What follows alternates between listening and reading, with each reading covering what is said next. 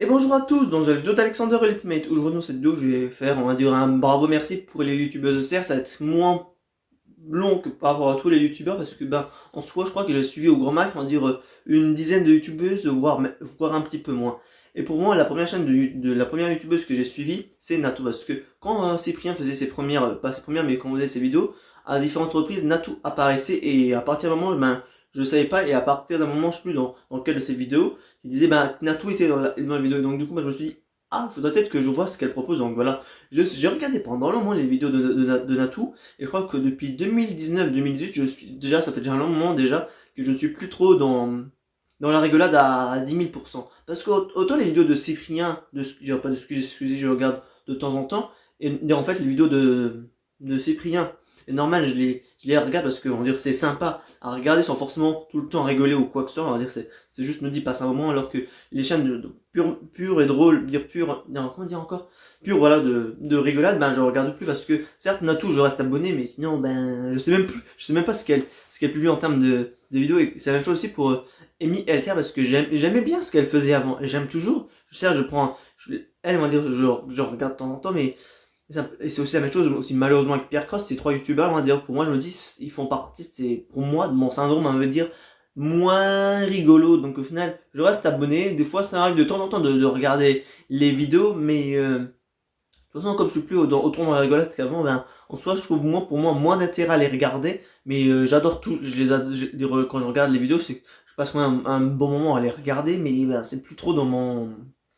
dans ce que j'aime, on va dire. Mais après voilà. Et pour après, en fait, la plupart des youtubeuses du coup, en dehors de Julie Natsi, qui est dans le cadre pour moi qui est la youtubeuse que je préfère, en fait la plupart c'est par rapport à que c'est des youtubeurs qui les ont mis en avant, pas que des youtubeurs qui l'ont mis en avant, parce que si pour après, il y a aussi du coup Sissi Mua que j'ai découvert grâce à Tiffy Boy in Shape, et aussi Caroline aussi qui a aussi fait des vidéos avec elle. Du coup il y a dans son ancien décor et tout. Mais Caroline, je sais même pas si elle continue à faire les vidéos. Mais je sais qu'il y a une autre Caroline et je sais pas si c'est la même. Mais de manière générale, moi, on va dire Cécile Mioche, j'adore, on va dire, son franc-parler. Et de toute façon, un peu comme tous les youtubeurs, on va dire fitness, casse pas mal de choses qu'on pourrait croire et tout. Et en fait, j'aime bien, en fait, pour moi, pas le youtubeur, en fait, leur franchise. Et elle, je trouve que c'est la youtubeuse qui est la plus franche, même si tous les youtubeurs, comme j'ai dit, sont francs, mais sa façon de parler et d'exprimer, on va dire ça. Pour moi, je trouve en fait que, autant comme j'ai dit à plus de reprises, en fait, pour moi, je trouve que Cécile Mua et Julie Nati, pour moi, sont les deux youtubeuses qui méritent le plus le respect. Et Julie Nati, au final, c'est quand même aussi Thibaut Inchep qui me l'a fait découvrir, aussi du coup découverte. Mais au final, la seule chaîne en dehors du coup que j'ai pas découvert par un youtubeur au final, c'est Shake Up. De manière générale, je suis pas trop les chaînes de youtubeuses, et c'est pas forcément quelque chose de sexiste. Au contraire, parce que de manière générale, j'ai toujours eu l'habitude que de regarder des chaînes de youtubeurs, et je me suis jamais trop intéressé au contenu que proposaient les filles. Et c'est par rapport à ça que j'ai jamais regardé, en dire, de youtubeuses. Certes, j'essaie un peu de m'enlever un peu cette idée-là de la tête que c'est pas que les mecs qui font des vidéos, comme j'ai dit, c'est pas forcément sexiste, mais c'est juste, on va dire, par question d'habitude. Et pour moi, quand je prends une habitude, je la garde sur le long terme. Donc du coup, moi c'est pas dans mon réflexe, on va dire, de regarder plus ou moins ce que proposent les youtubeuses comparé aux youtubeurs. Et du coup, c'est là qu'intervient plus ou moins, pour moi je vous dis, la chaîne de Julie Natsi du coup, et de Check Up. Parce que pendant le moment, Check Up, elle a quand même toujours des moments un peu drôles et aussi des moments un peu plus sérieux. Et et je sais pas comment dire, mais de manière générale, avant j'étais pas trop, pendant un moment, j'étais pas trop dans l'humain, on va dire. C'est bizarre de dire ça comme ça, mais un peu de percevoir plus ou moins le youtubeur comme quelqu'un comme lambda qui est comme toi, mais c'est juste qui a plus d'abonnés. Et ça, pendant le moment, j'avais du mal à m'y faire. Et quand je sais plus c'était quel le youtubeur qui avait fait aux youtubeuses qui avait parlé de quelque chose de plus terre, je crois que c'est avec Poisson Fécond quand il faisait ses 2DK, ça a commencé à me permettre un peu de voir voilà, que les youtubeurs étaient aussi des gens humains et qu'ils avaient aussi des problèmes. Et après, les vidéos de Julien Sik qui m'a arrêté malheureusement, je sais même pas qui dit arrêté, mais qui a mis en pause YouTube depuis près d'un an et demi, voire non, parce que je crois que la dernière vidéo qu'elle a fait sur sa chaîne date de 2020, et elle est plus si j'avais articulé, elle est plus active sur Instagram. Sauf que moi, je suis pas sur Instagram. Vous allez peut-être vous dire, c'est bizarre parce que je poste Instagram, mais en fait, le truc, c'est que moi, de manière générale, pour mon pro, je publie, et de mon perso ou de mon pro, je n'en regarde pas, on va dire ce que les autres font. peut-être je check vite fait et tout, mais je suis pas forcément la personne en fait sur les réseaux en fait qui regarde la vie des autres en fait pour être franc de manière. Oui, voilà, je vais peut-être juste regarder tout ce qui est peut-être réel ou les vidéos comme ça à partager, mais j'aime pas en fait voir la vie des autres autant que ce soit de mes amis ou même de mes chanteurs. C'est juste, moi si je suis par exemple mes chanteurs préférés sur Instagram, après là je suis une petite aparté et tout, c'est uniquement pour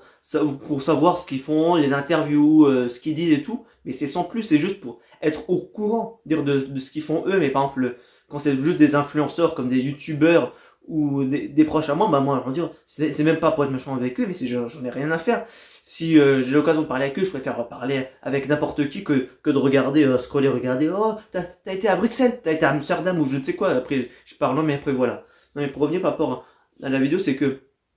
pour moi, ben, du coup, ben, il y a les EDK de Poisson Fécond qui m'ont aidé un peu à rationaliser les youtubeurs et les problèmes que peuvent avoir les femmes avec par rapport au niveau de la musculation, parce que je crois, si je me souviens bien, que l'une des premières vidéos, ben, je crois que la première vidéo que j'avais regardée de Julie Natsi, c'était sur les TC, les troubles alimentaires, un truc dans le genre, je sais plus,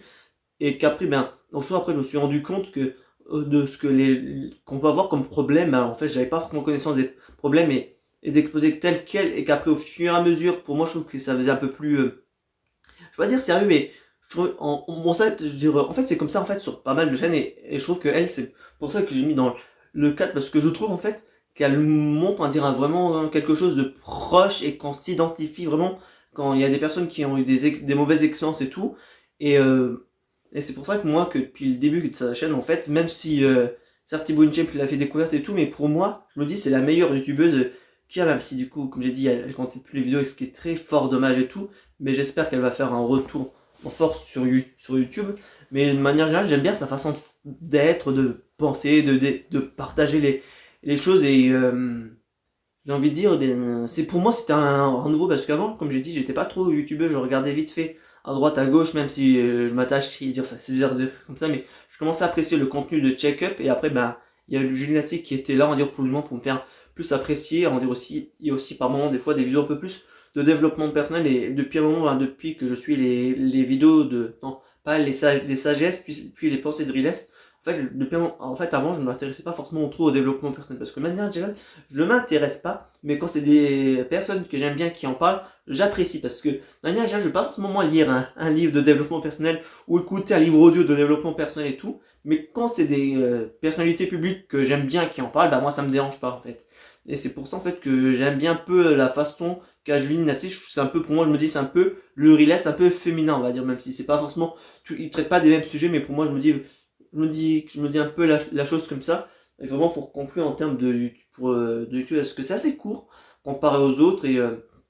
c'est juste que c'était peu, mais le peu qu'il y a eu, c'était bénéfique et après aussi de manière générale, j'ai un peu certes ça fait bizarre c'est comme ça, mais quand après ça dépend si on est hétéro ou pas, mais après quand de base quand t'aimes des femmes, ben t'as ça, ce côté-là aussi un peu qui peut aussi jouer en compte et qui déstabilise. Et c'est pour ça aussi que pendant un moment, ben, je me disais,